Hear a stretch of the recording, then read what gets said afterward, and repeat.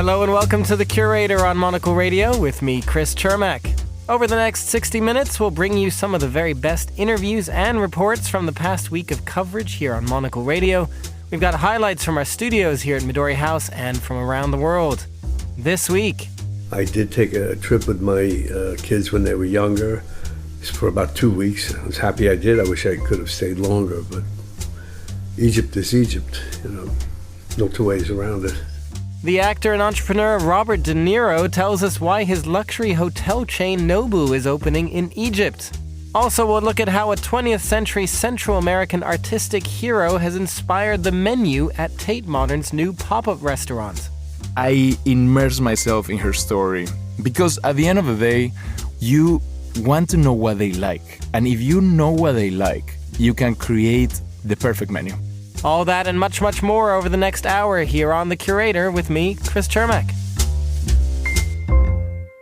Welcome to The Curator. We'll begin this week's show with a look back to the latest edition of the Foreign Desk Explainer. This week, Marco Rubio, the U.S. Secretary of State, hosted a new round of talks between rival Libyan factions in an attempt to unify the country. But what's in it for the U.S. Secretary of State? Andrew Mueller has more. If anyone on the Norwegian Nobel Committee, which annually selects the winner of the Nobel Peace Prize, has a sense of humour, they may want to keep an eye on developments in Libya. Imagine the hilarity circa this October 9th if they decided, on mature reflection, that the time had indeed come to garland a senior American official in honour of his tireless endeavours to bring an end to the fighting which has long bedevilled an especially rancorous pocket of the world, and hung the medal on Secretary of State Marco Rubio. You have done a great job, great Secretary of State. I think he'll go down as the best ever. Earlier this week in Washington, D.C., Rubio hosted Saddam Haftar, deputy commander of the Libyan National Army, which is not, in fact, actually really the Libyan National Army as such, a point to which we shall return. If Rubio is an appreciator of historical irony, he may have enjoyed the evocative ring of his interlocutor's name.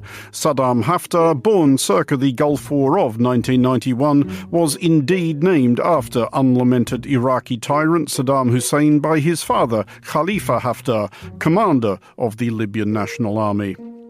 Rubio, who has had to watch much of what should be his job being outsourced to one of his boss's sons-in-law, may also feel himself acquainted with the dynamic of underqualified relatives over-promoted by patriarchal potentate. Rubio's encounter with Haftar follows last week's meetings in Washington, D.C. between a representative of the Libyan National Army's rivals, Libya's Government of National Unity, and U.S. diplomatic and military grandees.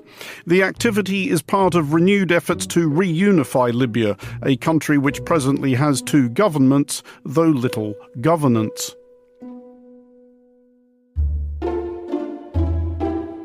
The basic backstory of Libya's schism is this. In 2011, amid the tumult of the Arab Spring and abetted by an intervention by NATO, Libya's long-serving leader, Muammar Gaddafi, a self-glorifying despot given to impulsive action abroad and rule by eccentric whim at home, again, Rubio may feel himself on familiar ground, was overthrown and murdered. Civil war ensued, fought mainly between factions vying for control of Libya, but also including side spats involving the local franchises of Islamic State and Al-Qaeda. Several other countries got involved, overtly or covertly, including Egypt, the United Arab Emirates, Syria, Turkey, Russia, and Israel. This was all brought to a halt, more or less, by a ceasefire agreement in 2020. Libya was nevertheless left effectively split between a government of national unity and a rival government of national stability, and consequently and subsequently neither unified nor stable. The Government of National Unity, or GNU, is the official internationally recognised one, based in Tripoli, led by Prime Minister Abdul Hamid Dabeibe, a somewhat sketchy former associate of Gaddafi. The GNU controls Libya's westernmost third or so. The Government of National Stability, or GNS, is based in Tobruk and Benghazi and steered by Khalifa Haftar, another somewhat sketchy former associate of Gaddafi. The GNS controls Libya's easterly two-thirds, give or take. The weary observer may, at this point, wonder if an obvious, if not exactly elegant solution has presented itself, i.e. just draw a squiggle on the map, call the western chunk Tripolitania, the eastern hunk Cyrenaica, both names pleasing callbacks to antiquity, allow them to salute their own flags and elect their own leaders, and welcome the two new countries to the United Nations. There are suspicions that this is exactly what the Haftars have long wanted, not least because their bit would be the one with most of the oil, and this is high among the reasons nobody else in Libya would stand for it, so this proposition would appear to be one for the causes more problems than it solves file. The line from the US State Department, anyway, is that these meetings are occurring in the service of the opposite resolution, i.e. the one where Libya is reconciled and is governed by just the one bunch of people at once. The American plan, believed to be that of Massad Boulos, senior advisor to the president on Arab and Middle Eastern affairs, and somewhat inevitably the father of another of Donald Trump's sons-in-law, is a power-sharing framework which will shore up the official government in Tripoli while awarding some sort of executive role to Khalifa Haftar and then edging carefully towards actually holding long-postponed elections. Haftar is reportedly keen on this arrangement, a fact which may, and probably should, in itself cause the official government some concern. As well as most of the oil, Haftar's portion of Libya also has most of the guns. Given that it would, on balance, be much easier for Rubio to regard Libya from the far end of a barge pole, it is worth considering his motivations. One may be that he is, as secretaries of state go, somewhat underemployed, with all the really big stuff, Ukraine, Iran, Israel, being given to the president's cronies and family. But there is a considerable prize here for the winning. A stable and prosperous Libya would circumscribe illegal migration and discourage jihadism, both desirable outcomes.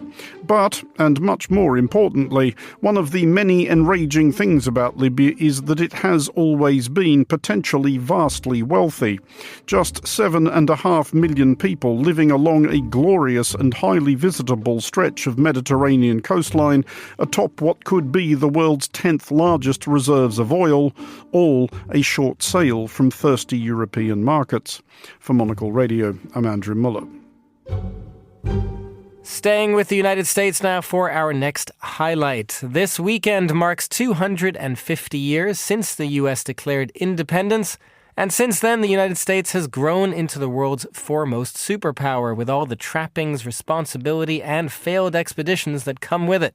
But where did America get its power from in the first place? And how long will it last? Monocle's series all of this week on The Globalist asked that question, and we started on Monday with the rise of America's cultural powerhouse, Hollywood. Here is the film critic Karen Krzanovich.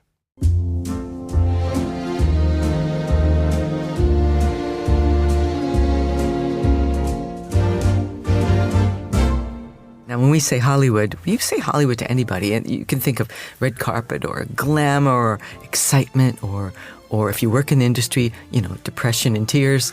But Hollywood across the world represents an ideal. It represents excitement, love, romance, adventure, success, succeeding over adversity. That is really what Hollywood says to the globe. And this is a great marketing feat that was trumped up by the film industry. Now, the film industry started on the East Coast because that is where Thomas Edison started he was the first one, along with his assistant, to create a moving picture. Of course, there are technical problems and some patent issues with that too, but he was so strict with all of his patents that he basically forced everyone who was making movies in either New York or New Jersey to California. Now, that wasn't the only reason they went. They went because beautiful diverse scenery, so you can shoot anything in California. Terrific weather and pretty cheap labor. So there's a real reason why this very small town just outside of Los Angeles became the center for the film industry as we know it. We're looking at the years between 1910 to maybe 1927. I'm pushing it a little. But the real film that made a big impact, in fact was the first film shown in the White House, was D.W. Griffith's Birth of a Nation, which is a hugely problematic film. And it still is for historians and critics and film lovers, because while it is a huge technical achievement for the time, for the era, it is also blatantly and fundamentally racist. And I think as a foundation of the industry, it did untold social harm against people of color, Black Americans in particular. And it is a real problem. But technically, you do have to see it as, I don't want to say the first blockbuster, but it was hugely popular.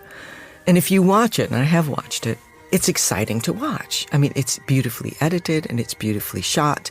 And it's an exciting story if you take out the bad parts. So this was a real punch through the ether, and people started to notice what the medium could do.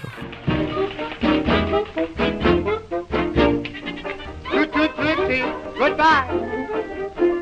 Rather than pick out films, because there's just too many, I could point to some fantastic films that we all think about and all enjoy.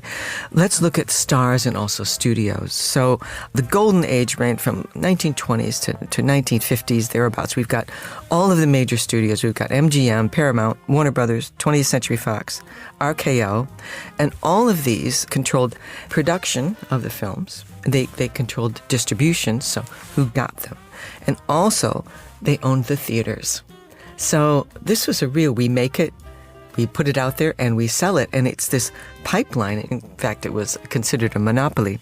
Now, this also combined with the studios hiring stars on contract, and we've heard that many times. I was on contract, which doesn't happen so much anymore. But the control that the studio had over what stars could do outside the studio was huge.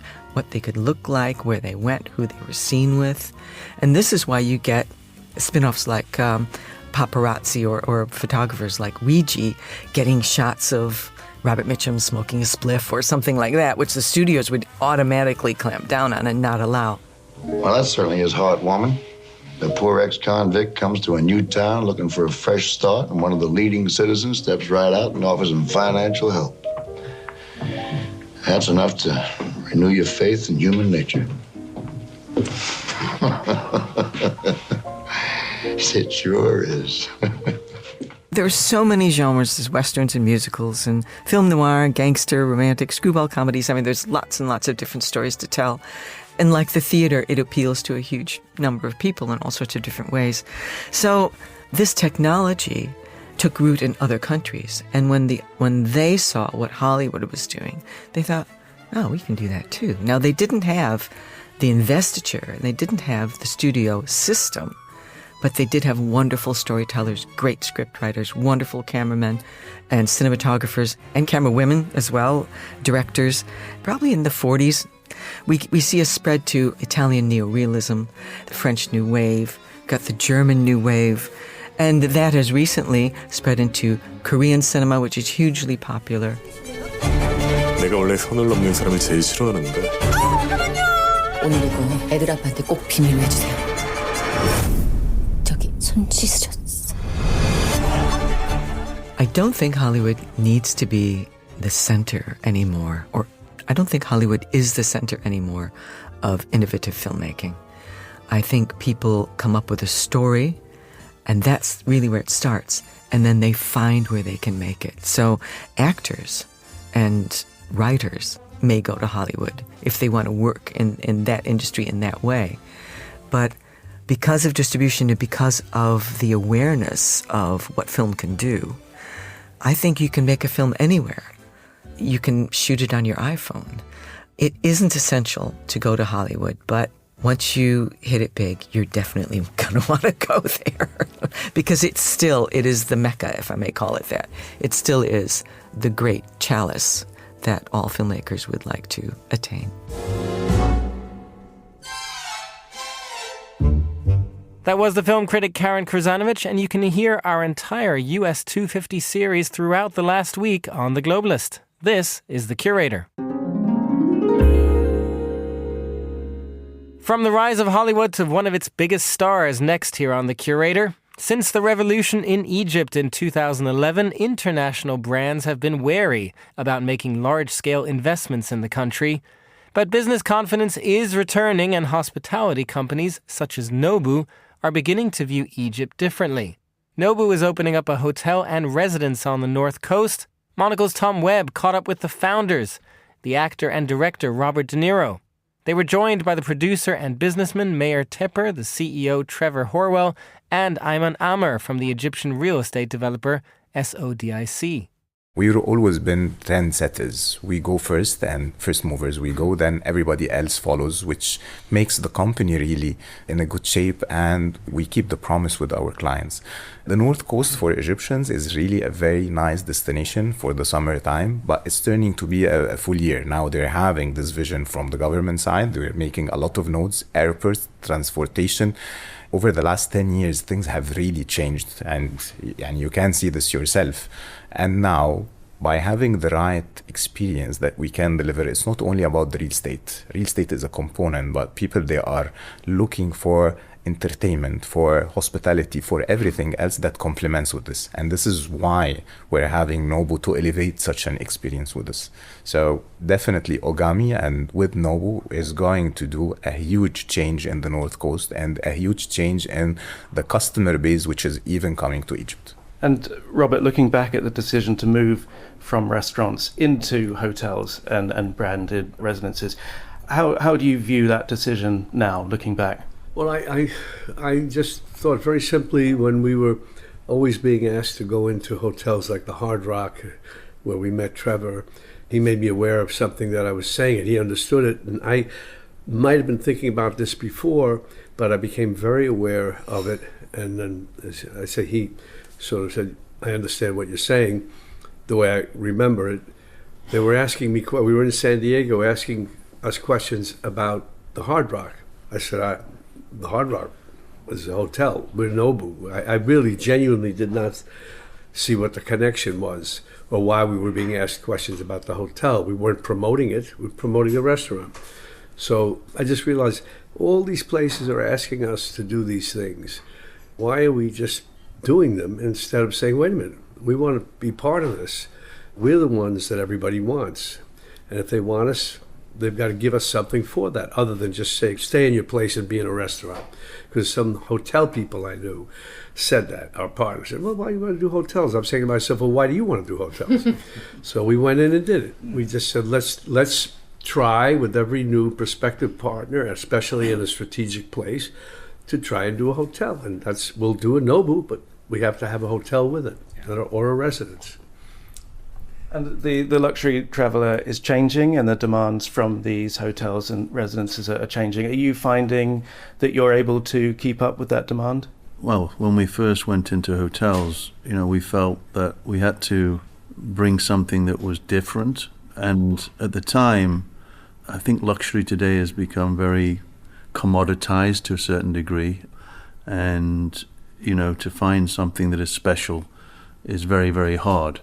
And, I think a lot of the brands today have become, we call it transactional, where they're just offering rewards and points and everything to get the customer in there. And it's not really, providing a great experience. All they're doing is trying to sell loyalty points and so forth. So we're not like that. And also many hotel companies, they need food and beverage operators to come into their hotels to make it work. And they were losing money in food and beverage. So we said, look, we have a model that is different. We have loyal customers that are locals. And we turn the model upside down. We have an upside down business model because, we have a lot of customers that come to us in food and beverage, which is not like that in others hotels. And then we also just wrapped around the hotel. And then we wrapped around the residences, and it became one ecosystem, which everybody wants to be part of. So I think, from our perspective, we look at luxury in a different way. And we like to bring in the locals first. We embed the destination with the locals first. This is what we're going to do in Cairo. And we call it glocalization as opposed to globalization, right? That's what we do. It works very well. Fantastic. While we're in Cairo, Robert, I wanted to talk to you about what fascinates you, what excites you about the city at the moment. Well, I haven't been there for a few years, but it's a great society, culture. I've always wanted to go to Egypt, and I did take a trip with my kids when they were younger for about 2 weeks. I was happy I did. I wish I could have stayed longer, but Egypt is Egypt, no two ways around it. I would ask Bob, when is he going to shoot a movie in Egypt? Yeah. That could be nice. Yeah. Well, you have to find the right story. You have to find the people who want to put the money up for it. I think if you have the right story, you're going to find just like a hotel. You're going to find the money. If you tie it into a story about Egypt, and it connects and it's interwoven in the Egyptian story, and then the government and whoever the people who they know who would have the finances would say, let's back this movie because it's good for us. I did that with Hands of Stone. They were trying to do it in Puerto Rico, and I didn't. I said, why are we doing it in Puerto Rico? Let's do it in Panama. Contact the people there who have money, who might be interested in it. It's a famous son of Panama, Roberto Duran, and so that's what happened. They funded it, people from Panama. Same thing here, great story set in Egypt, shows an important aspect of Egypt, the culture, the this, whatever, it's a romance or this, intrigue, whatever. They have an interest in making it work right, so. And we shall make sure that we're going to work on this. This is our new target. Okay. So I'm going to hold you to that. Next project. That's my kind of script for you.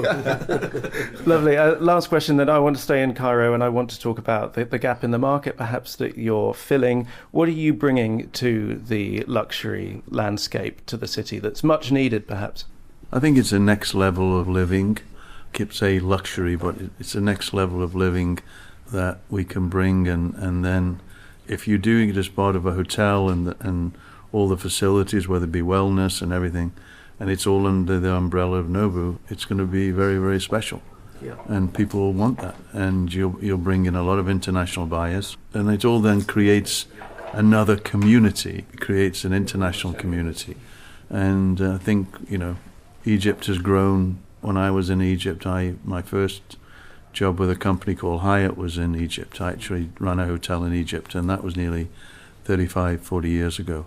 And I spent over a year there, and I've got a lot of fond memories, and Noit Nago Fuad and Fifi Abdul, the belly dancers and everything. It was fantastic, and we want to bring some of that back, as it were, to make it exciting with Nobu. So there may be a few belly dancers in the hotel. That was Monocle's Tom Webb speaking with founders Robert de Niro and Mir Tepper alongside CEO Trevor Howell and SODIC General Manager Ayman Amr. Still to come here on The Curator, the Mexican chef Santiago Lastra discusses the rise of Mexican cuisine in London. We'll take a look at the business of better running with the founders of One Track Club. And our very own Fernando Augusto Pacheco tells us what makes the perfect summer playlist. Stay tuned. Craft matters, in small ways, like how a coffee is brewed, and in not so small ways, like how your money is cared for, which is why for 160 years, UBS has elevated banking to a craft, tailoring unique strategies that combine human expertise with the latest technologies, all happening across 24 time zones and 12 key financial hubs, with you at the heart of it all. UBS, banking is our craft.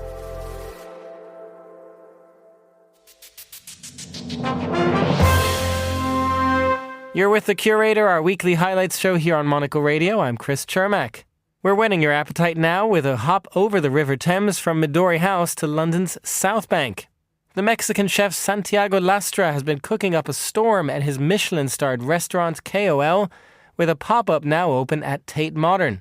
That's to complement the museum's new Frida Kahlo exhibition, Frida, the making of an icon. Monocle's Fernando Augusto Pacheco caught up with him recently to discuss the menu and his new cookbook, Mexican Soul, a new style of cooking. Here's a highlight. And I have to say, when you launched Cole as well, I genuinely think it helped to change a little bit the perception of Mexican cuisine in London. I mean, of course, it was not the first one, but don't you think? And I think now it kind of evolved in many ways, at least here in the London scene. How do you see that? Yes, I mean, I'm very happy to see so many Mexican restaurants opening up and people craving tacos and Mexican food all around the city.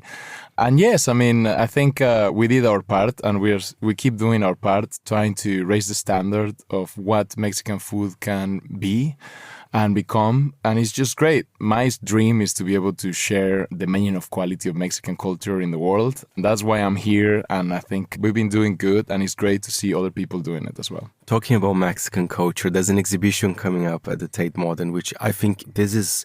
Everybody's been waiting for this one, which is dedicated to Frida Kahlo. So tell me, how do you get involved in something like this? No, you know what? Like, I get goosebumps. Yes. When you mention Frida and the exhibition. I still so excited about this, and what an honor it is, and how amazing this exhibition is going to be at the Tate. And it's the biggest exhibition, or the longest exhibition the Tate Modern has ever had. And it's about the Mexican artist, and that for me is just insane. I've been looking up to Frida since I'm a kid. Her house was probably the first museum I ever went. Growing up in Mexico, you look up to Frida and her husband Diego as the references of art. I remember to be a huge fan of Frida, but I didn't know the impact that she had in the world. When I moved out of Mexico, I realized that a lot of people knew Mexico through Frida Kahlo. They will be like, "Oh, where are you from?" I'm from Mexico. I was like, "Oh my God, like Frida Kahlo." And I was like, "Whoa, that's cool." It will not be like, "Oh, like a sombrero or like a piñata," You're like, it's more like, you're Mexico as this amazing artist. And that's so cool. And it's just, Frida's name has been growing and growing with the years. And this exhibition is it's not only about Frida's work, it's more about how she became an icon and how her work had an impact and her life and her philosophy that go beyond the paintings and keeps growing with a community of in different areas, in tattoo artists and graffitis and merch. And it's just so incredible to see her, to understand more about her journey, about her life and about her work, and also about how much of an impact she had and she still have. Is it true that you were from the same place where she was born? Yeah. I mean, yes, I'm born in, it's called Coyoacán. So it's basically where Frida Kahlo born as well. So we're born in the same area. If you see my passport, it says Coyoacán as a like Frida. Yeah, exactly. I grew up in a different place in Cuernavaca that is 45 minutes south of Mexico City. But I still have that reference of Coyoacán that is quite big for me. And every time, I think it's one of my favorite areas in Mexico, in Mexico City, just to walk around. It's very inspiring, very colorful, full of amazing little restaurants and markets and crafts, a lot of flowers as well. When you want to buy flowers, you go to Coyoacán. That's fantastic. Yeah. Well, let's talk about your project then with Tate Modern. So from the 25th of June to the 31st of August, there will be a special menu inspired by Frida Kahlo. So that must have been quite special to you as well to make it. When the Tate approached me, they were asking for me to do a menu for the exhibition. And I was like, wow, this is such a great opportunity to create something special. I didn't want to do something just something that I know how to do. It was more like to create something unique, tailored for Frida, and I didn't know where to start. But what I did was to just take a week and a half off work. And I literally just immersed myself to try to absorb as much information about Frida Kahlo as I could. I went to Paris with a bunch of books, rent a little Airbnb, and I immersed myself in her story. I bought her diary and I was reading the diary and trying to understand what Frida likes. Because at the end of the day, when you're a chef and you want to create a dish or a menu for someone, you want to know what they like. And if you know what they like, you can create the perfect menu. So I didn't know Frida personally, so I wanted to learn about her life, about the things that she loved. There's no documentation about her personal life as much, but I read the diary. I went to Mexico to see how people do mole, like in Puebla. It said that her favorite dish was mole. There's a place called Puebla where they do this mole poblano. There's a traditional sauce. So I went to Puebla after Paris to learn how to do this sauce. Paris was so important as well because she went to Paris to do this exhibition, and it was like the only exhibition that she did abroad. And she was in the cover of Vogue magazine, and it was like the first Latino American woman in the cover of Vogue. She had this like very intense experience in Paris, and that's why I went to Paris to see like I don't know, like to get some of the vibe of her trip. And then in Mexico, learning about this sauce, the mole poblano, and also just watching her movie. There's a movie of Salma Hayek, Frida. I watched her in the plane from Paris to Mexico. I already watched it before, but I watched it again, and I just like trying to absorb more and more. Then when I went to Mexico City, visit her house again, and then suddenly I just walk around Coyoacán and just trying to like come up with the idea of a menu. And then suddenly something clicked and everything came to me and I knew what I was doing. That was Monocle's senior correspondent, Fernando Augusto Pacheco, talking there with Tate Modern's new Mexican chef, Santiago Lastra. And you can listen to that full interview on the latest episode of the Monocle Weekly. This is The Curator. Staying in the culinary world for our next highlight, as we turn to the news that the Brazilian striker Neymar has launched his own wine brand.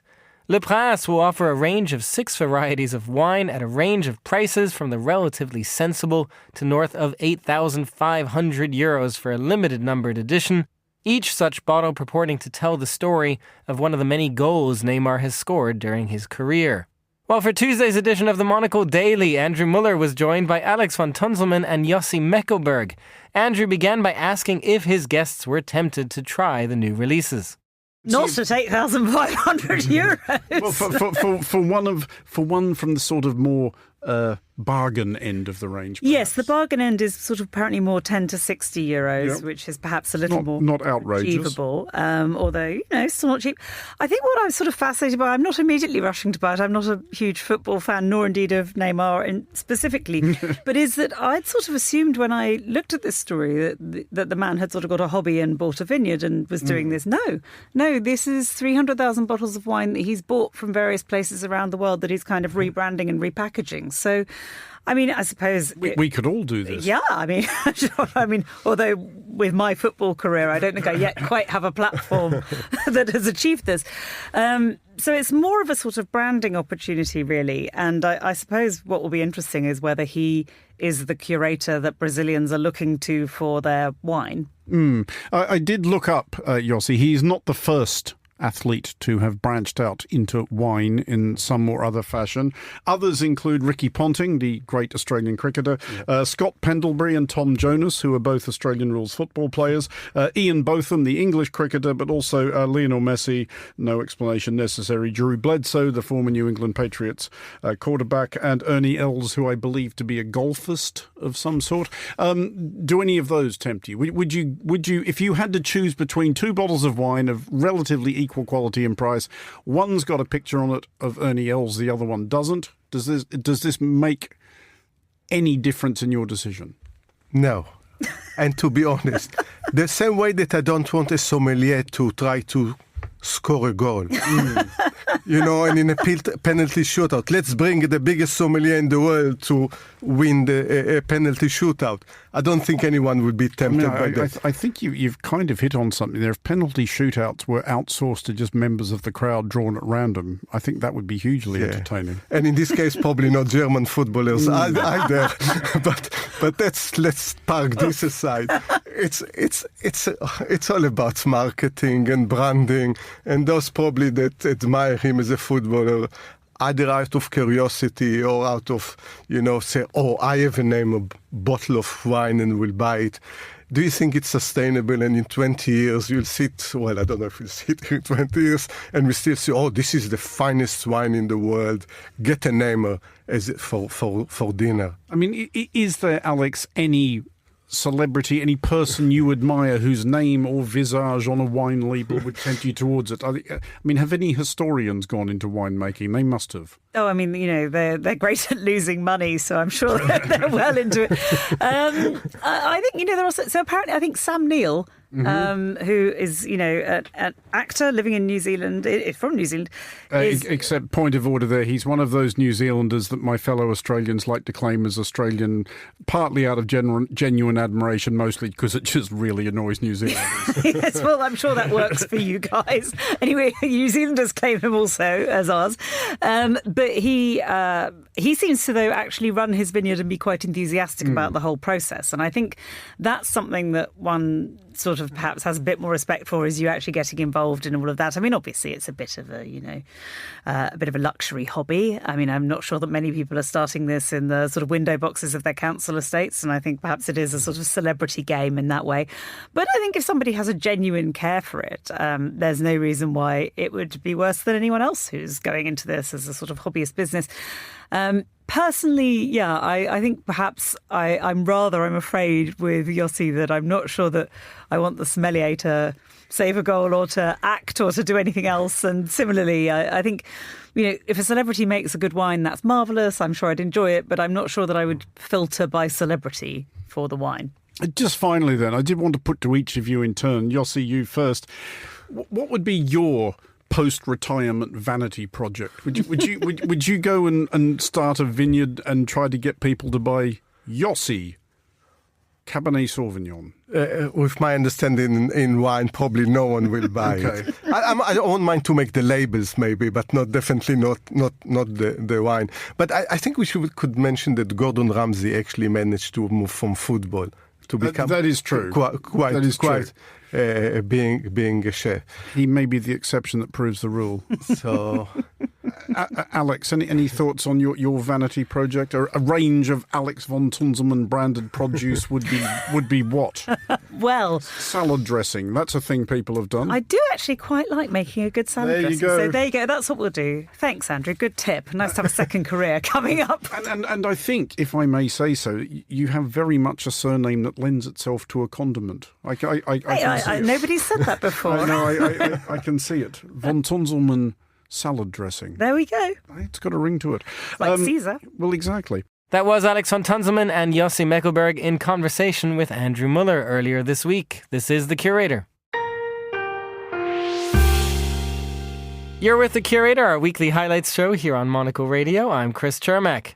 For this week's edition of The Entrepreneurs, the show's host, Tom Edwards, was joined in the studio by Anthony and Laura Fletcher, the husband and wife co-founders of One Track Club, to discuss how they turned a free running club into a fast-growing business. And they shared lessons on what it takes to scale a personalized service. Here's a highlight. I was working in the luxury health clubs around London. Many of them sort of have the clientele in that probably you're listening into now. But it was just a great vibe. And then all of a sudden the lockdown came along. And so as a family, we had one child already and we had another one on the way. We sat down and said some very choice 4-letter words as to what was going to happen next. And we decided to turn the run club into a business, because we'd had quite a few people message me being like, oh, what did you do at track on Tuesday? Just send it to me and I'll do it. Right. Okay. And I was like, oh, people want to train this but not be there. I was like, I wonder if they could dial in at the same time and kind of do it with us. And this was like before the days of Zoom and was like socially acceptable. Like Skype was as close as we got to it, and everyone just really didn't use it that much. So as soon as the lockdown hit, pretty much 4 days later, we created a website, we created a class schedule, and off the back of that, we tested the technology using Google Meet, and we ran off there over the next 5 years, 2,000 virtual running classes. And we said to the community, look, we don't want anything for free. This is not a pity party. This is a business. And if you're up for it, let me know.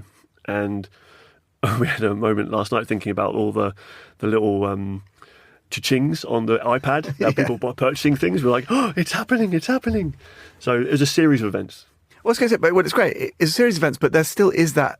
It does sound like almost a singular moment when suddenly the pieces do gel together, which is often the story. And tell me about that, Laura. In terms of your approach, you said, that's the sort of the marketeer maybe sees the world a little bit differently. Had you always had in your mind, in lots of your other work for all sorts of premium brands and so forth, I actually would quite like to have a bash at doing something where, I'm the stakeholder. Do you think that was in the back of your mind, or was it more opportunistic almost? I think a bit of both. I think before I met Fletch, so about 10 years ago, had just started running. I'd gone through what a lot of people go through now in my kind of mid to late 20s, not having a clue what I was doing and going from training for a 5K to a marathon within about a year, stumbling over the finish line of that marathon, completely broken, in a lot of pain. And then learning after meeting Anthony, or Fletch, as we call him, that there was a lot of stuff that I just didn't know. And that was my kind of mini moment, really. Running had done so much for me in terms of my mental health, working in really busy, intense industries such as fashion. And I worked in travel for a little while as well, for really wonderful brands, but in quite high-pressured environments. So running was a real release for me and also gave me so much confidence. Once you set your mind on achieving a goal and you achieve it and cross that finish line, it's just phenomenal. In my mind, knowing that there was a better way to train and all of the things that I just hadn't done the first time round, I really wanted to get that out there. So that was the kind of opportunity.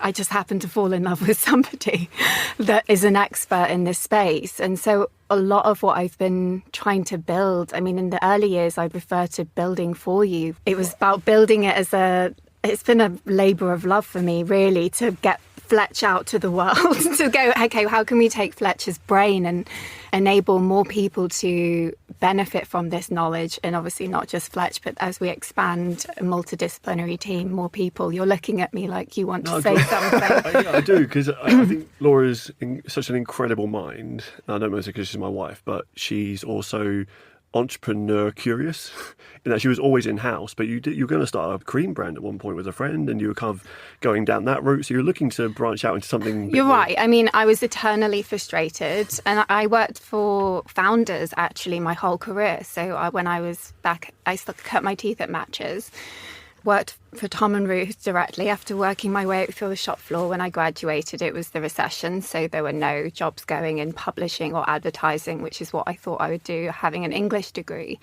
So I ended up in retail, really loved fashion, worked for founders there, and then went on to work for founders again at Mr. and Mrs. Smith. But I was always so frustrated. I felt like I was in a box constantly, and I'd have ideas and I'd be told that's not your remit, put that idea to that team, and I'd be constantly, I think I would have been really irritating, just too much energy, too much excitement, getting up in other departments' faces, constantly telling them how to do their jobs.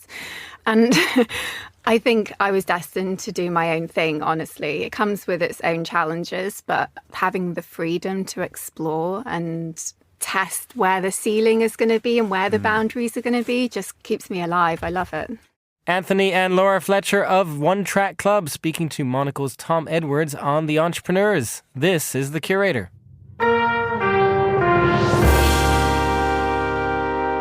And finally on today's show, we turn to choosing the perfect summer playlist.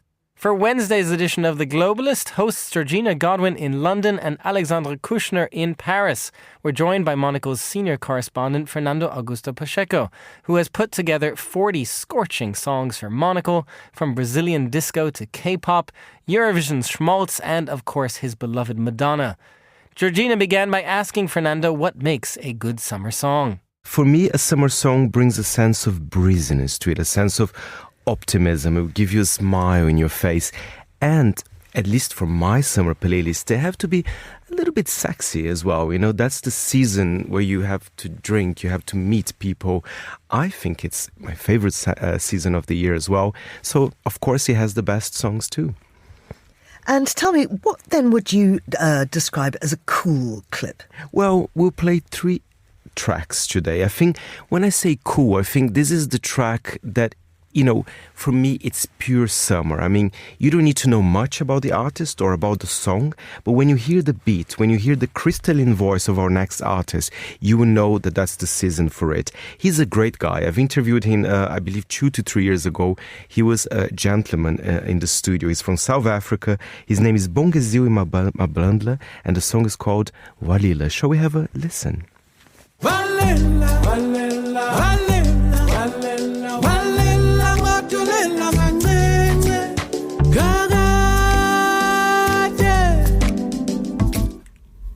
Well, that does certainly bring a smile to my face. There, you said it. There has to be a sense of carelessness in a summer playlist. But let's be honest, choosing a song for others always tells a bit about the one making that choice.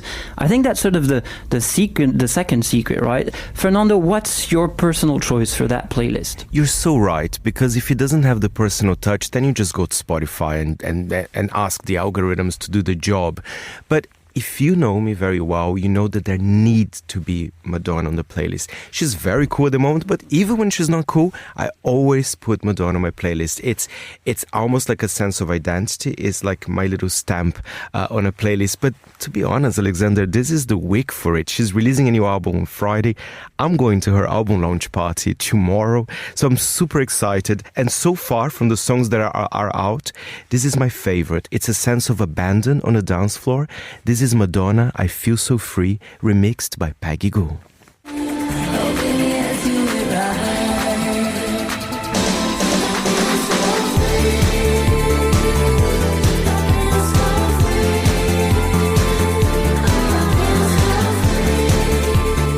She feels so free, and so do I, actually. Well, you're going to a Madonna launching ceremony. I assume you'd feel absolutely great.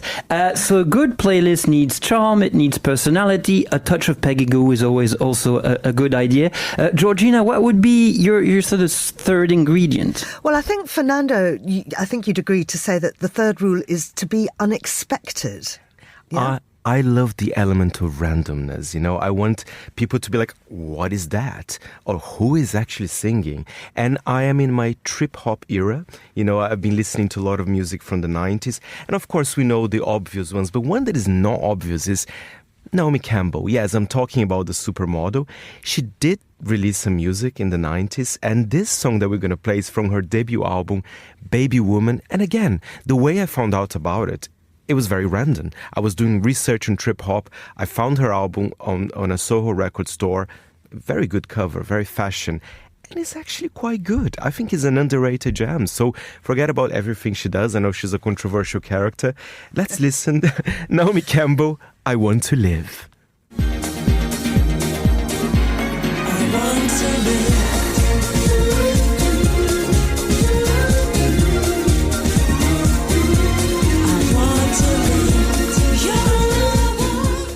I like it very much. Well, and I mean, it's exactly why human beings are better at making playlists than algorithms, right? I mean, no machine wakes up and says, you know what this summer needs is a bit of Naomi Campbell circa 1994. That's where my head was going, Georgina. What makes an unexpected choice work rather than just feel random? Well, this is very summery. There's also, I think all of those songs here, they have a sense of abandon and a sense that you could listen to them on a dance floor at 3:30 a.m.